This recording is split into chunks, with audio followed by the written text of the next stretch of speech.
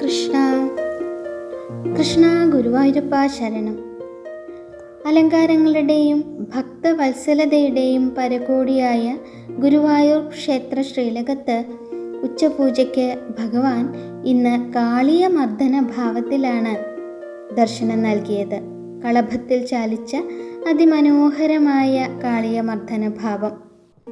അഹങ്കാരത്തിൻ്റെയും തിന്മയുടെയും പ്രതീകമായ കാളിയൻ എന്ന സർപ്പത്തെ കാൽക്കീഴിലാക്കി ആനന്ദ നൃത്തമാടുന്ന ഭഗവാൻ നമ്മുടെ മനസ്സാകുന്ന കാളിന്തിയിലെ മാലിന്യങ്ങളെയും അഹന്തയെയും ഒടുക്കുന്നു എന്ന ഏറ്റവും വലിയ ഒരു തത്വമാണ് ഈ അലങ്കാരത്തിലൂടെ നമുക്ക് കാണിച്ചു തരുന്നത്.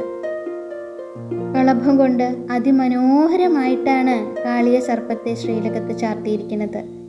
അനേകം പത്തികൾ വിടർത്തി ക്രോധത്തോടെ നിൽക്കുന്ന കാളിയൻ്റെ ഭാവം കളഭക്കൂട്ടിൽ അതീവ ജീവസ്സുറ്റതായിട്ടാണ് അലങ്കരിച്ചിരിക്കുന്നത്. മനുഷ്യൻ്റെ മനസ്സിലുള്ള കോപം, കാമം, അസൂയ തുടങ്ങിയ അനേകം ദുർഗുണങ്ങളാണ് ഈ സർപ്പത്തിൻ്റെ പത്തികൾ എന്നാണ് മനസ്സിലാക്കേണ്ടത്. ഇവയെ അടിച്ചമർത്താൻ ഭഗവാന്റെ തൃപ്പാദങ്ങൾക്ക് മാത്രമേ സാധിക്കുള്ളൂ എന്നുള്ളതാണ് ഈ ദർശനം നമ്മളെ ഓർമ്മിപ്പിക്കുന്നത്. സർപ്പപത്തികൾക്ക് മുകളിൽ ചുവട് വെച്ച് നിൽക്കുന്നത് നമ്മുടെ പൊന്നുണ്ണി കണ്ണനാണ്. ഭഗവാന്റെ ആ കുഞ്ഞി കാലുകളിൽ പൊൻതളകൾ ചാർത്തിയിരിക്കുന്നു.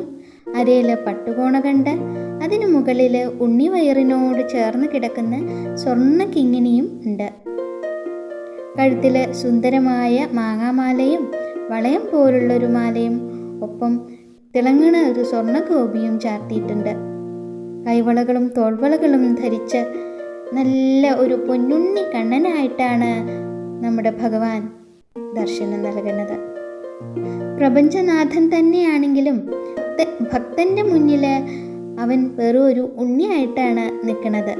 ആ കുഞ്ഞിക്കാലുകളിലെ തളകളുടെ ശബ്ദം ഭക്തൻ്റെ ഹൃദയത്തിലെ ഭയത്തെ മാറ്റുന്നതാണ്.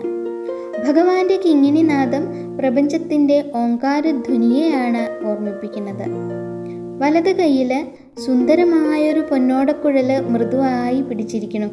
വായിക്കല്ല, വെറുതെ കയ്യിലിങ്ങനെ പിടിച്ചിരിക്കുകയാണ്. ഇടത് കൈയിൽ കാളിയ സർപ്പത്തിൻ്റെ വാലിൽ മുറുകെ പിടിച്ചിരിക്കുന്നു. ചെവിയിൽ ചെവിപ്പൂക്കളുണ്ട്. തിരുനെറ്റിയിൽ സ്വർണ്ണഗോപിയുണ്ട്. കാളിയൻ്റെ തലയിലാണ് നിൽക്കണമെന്നുള്ള ഭയമോ പരിഭ്രമോ ഒന്നുമില്ലാതെ തനിക്കൊരു കളിയാട്ടം മാത്രമാണ് എന്നുള്ള ഭാവത്തിൽ മന്ദഹസിച്ചു കൊണ്ട് നിൽക്കുന്ന ഭഗവാനാണ്. ശിരസിലെ പൊൻകിരീടവും അതിന് മുകളിലായിട്ട് പുഷ്പാലങ്കാരങ്ങളും ചാർത്തിയിട്ടുണ്ട്. പ്രപഞ്ചത്തിലെ എത്ര വലിയ പ്രതിസന്ധിയും ഭഗവാൻ ഒരു ലീലയായിട്ടാണ് കാണുന്നത് എന്നുള്ളതാണ്. കാളിയൻ്റെ വാലിലെ പിടുത്തം മായയെ തൻ്റെ നിയന്ത്രണത്തിലാക്കുന്ന ഈശ്വരശക്തിയെയും ഓടക്കുഴല് ഭക്തർക്ക് നൽകാനിരിക്കുന്ന ആനന്ദത്തെയുമാണ് സൂചിപ്പിക്കുന്നത്.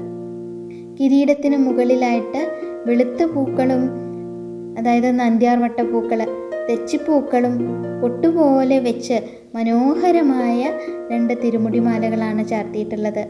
ഒന്നിൽ തുളസിയും വെളുത്ത പൂക്കളും മാറി മാറി കോർത്തിരിക്കുന്നു. കഴുത്തിൽ 2 വലിയ ഉണ്ടമാലകളാണ് ചാർത്തിയിട്ടുള്ളത്. ഒന്നാമത്തേത് തെച്ചി, തുളസി, വെളുത്ത പൂക്കൾ എന്നിവ കൊണ്ടുള്ളതാണ്. രണ്ടാമത്തേത് താമര, തുളസി, തെച്ചിപ്പൂക്കൾ എന്നിവ മാറി മാറി കെട്ടിയുണ്ടാക്കിയിട്ടുള്ളതാണ്. ഇതൊക്കെ കൂടാതെ ശ്രീലകത്തിൻ്റെ മുകളിൽ വിധാനമായിട്ട് 6 വലിയ ഉണ്ടമാലകളാണ് ചാർത്തിയിട്ടുള്ളത്.